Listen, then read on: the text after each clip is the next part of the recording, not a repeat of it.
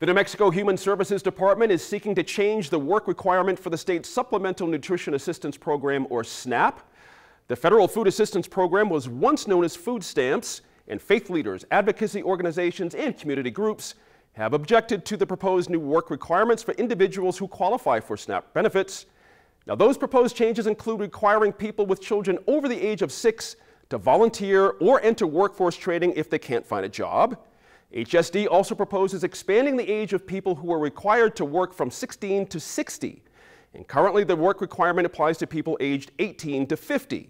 And last week, the Line panelists debated these proposed changes. And this week, New Mexico in Focus producer Sarah Gustavus sat down with two organizations to learn more about their concerns. I'm here today with Alan Sanchez, Executive Director of the New Mexico Conference of Catholic Bishops. Thanks for sitting down with us. Thank you. And George Lujan, Communications Organizer for the Southwest Organizing Project. Thanks for being here. Thanks for having me. Wanted to let our viewers know first that we did reach out to the New Mexico Human Services Department multiple times by email and phone in the past week. Did not receive any response from them. Wanted to have them here to talk about this issue maybe in the future, but definitely want to hear from the two of you on what you're hearing from the communities that would be impacted by this proposed change. Alan, let me start with you. HSD says this is just reinstating a policy that existed before the recession. It's just making a few more people on the edges work in order to qualify for food assistance. Your response to that? Well, saying that you're trying to implement something that was before, well, there was many things that have happened before in history that we don't want to repeat. Huh?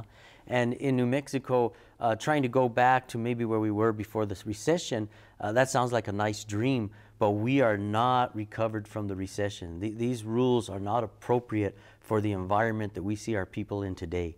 And to say, well, we just want to get a few more people working, this is a smokescreen, because the real question is, where are the jobs that you want for those people to work in?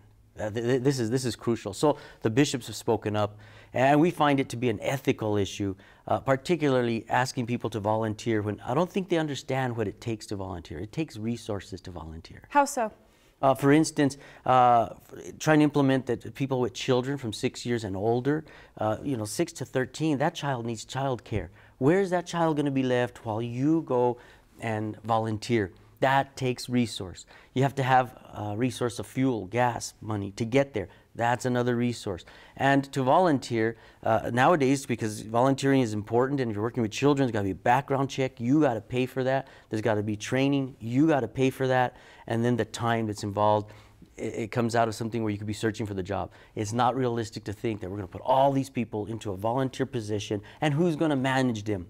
That takes another resource.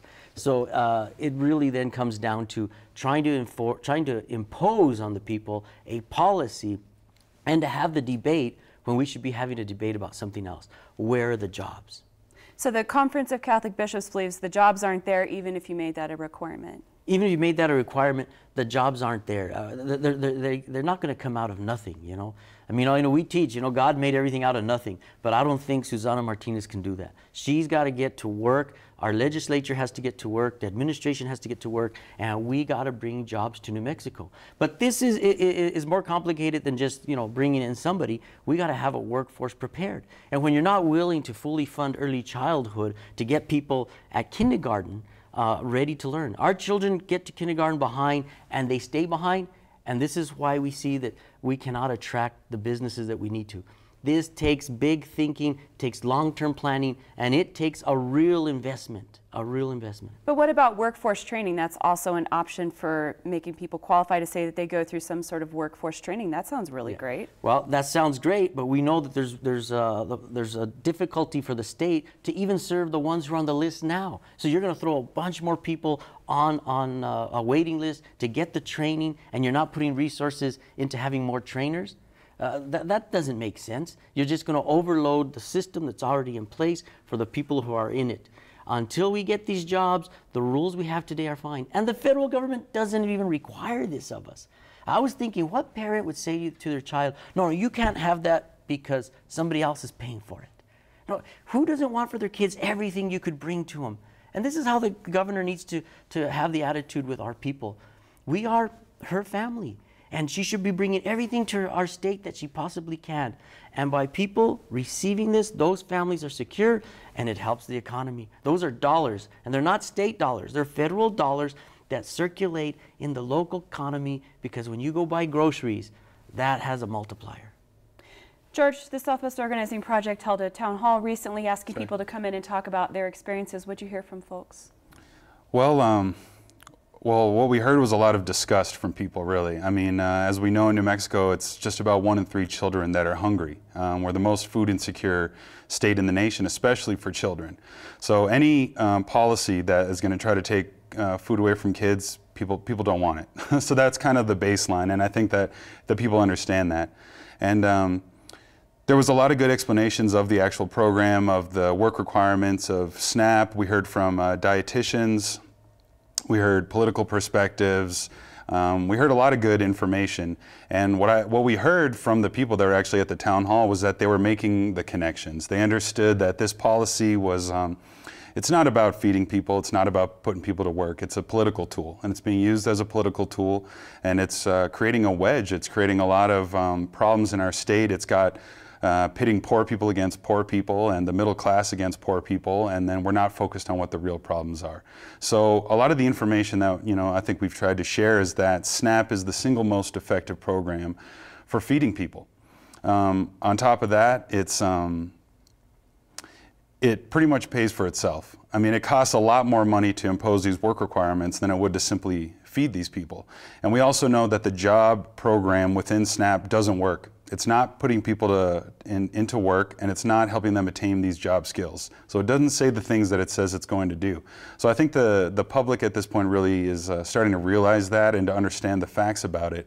But at some point, we really need to move past that. I mean, we're really talking about poverty in New Mexico and why we're here. And I think that where people were arriving in the town hall and the other conversations that we've had through SWAP is that it's really about the ideas behind these policies, these bipartisan, multi-generational failings, that have happened, where we expect multinational corporations to come into New Mexico and lift us out of poverty. And it's wrong. It's a game plan that hasn't worked, and we can see that it hasn't worked. We're spinning our wheels while the rest of the country is moving along with their economy.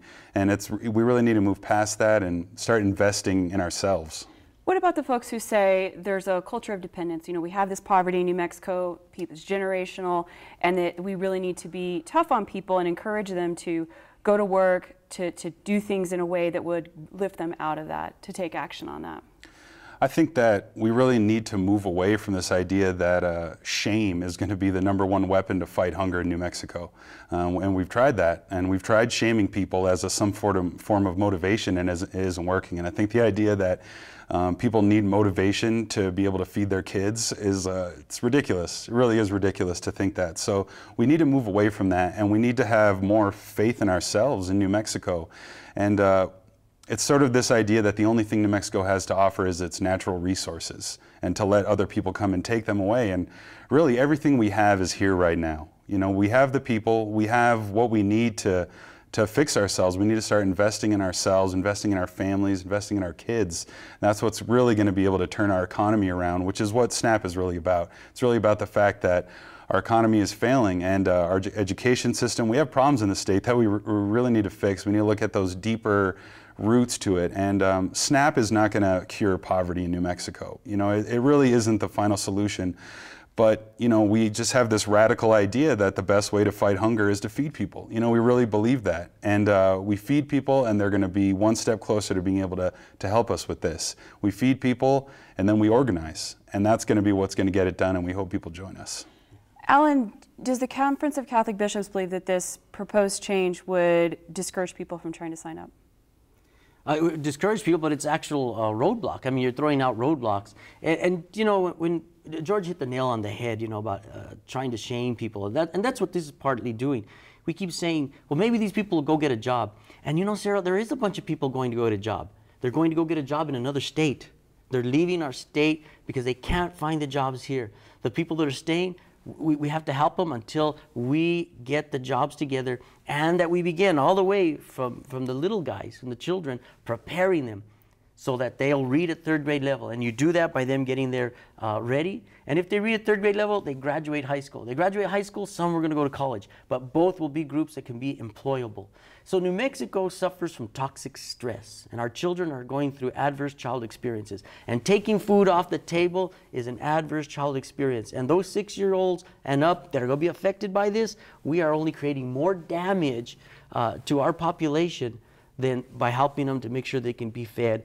Because if we don't take care of what we call charity, feeding them, the social justice part will never take place. And that's a systemic change.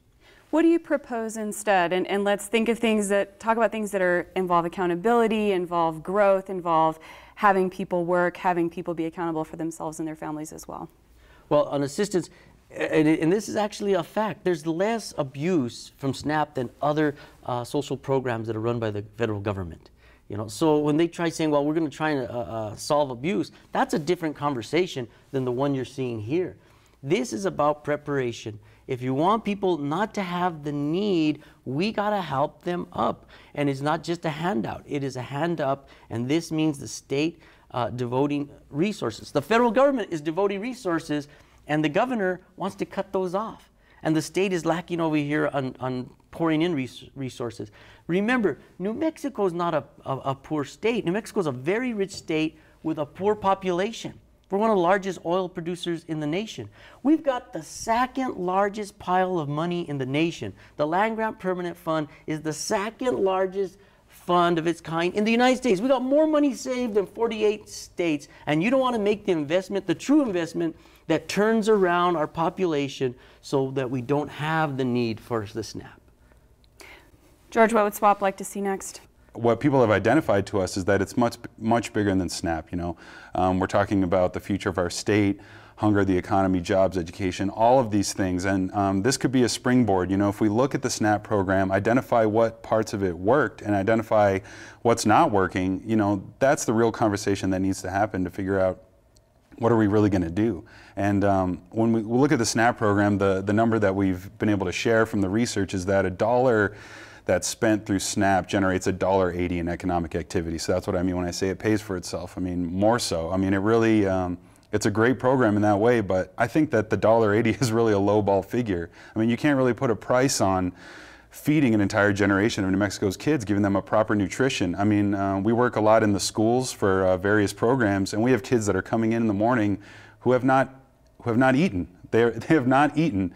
They're not ready to learn. They're not ready to learn. They're not ready to develop to be adults, to be people that are going to contribute, who are going to shape this state in the future.